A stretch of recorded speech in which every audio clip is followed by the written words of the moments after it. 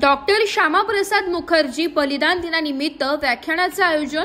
भारतीय जनसंघाचे संस्थापक अध्यक्ष, राष्ट्रीय स्वयंसेवक संघाचे स्वयंसेवक व थोर विचारवंत डॉक्टर श्यामाप्रसाद मुखर्जी यांच्या बलिदान दिनानिमित्त भारतीय जनता पार्टी नाशिक महानगर जिल्ह्याच्या वतीने व्याख्यानाचे आयोजन करण्यात आले।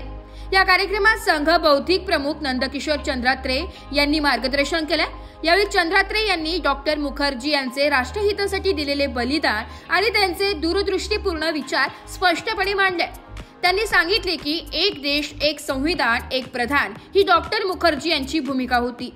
त्यांनी अनुच्छेद 370 हटविण्याची, समान नागरी कायदा लागू करण्याची आणि जम्मू काश्मीरला भारताच्या इतर राज्यांप्रमाणे समान वागणूक देण्याची मागणी केली होती।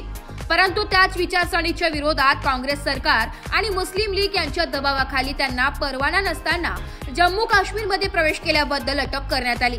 तुरुंगातच त्यांचा संशयास्पद मृत्यू झाला। हा केवळ एका व्यक्तीचा मृत्यू नव्हे, तर देशाने एक महान सुपुत्र, प्रखर राष्ट्रभक्त, थोर अर्थतज्ञ आणि विचारवंत गमावला, असे चंद्रात्रे यांनी नमूद केले। या कार्यक्रमाला भाजपचे अनेक पदाधिकारी, कार्यकर्ते आणि विचारप्रेमी नागरिक मोठ्या संख्येने उपस्थित होते।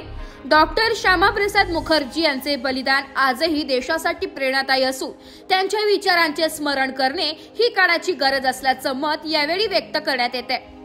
ब्युरो रिपोर्ट, नाशिक लोकशाही न्यूज, नाशिक।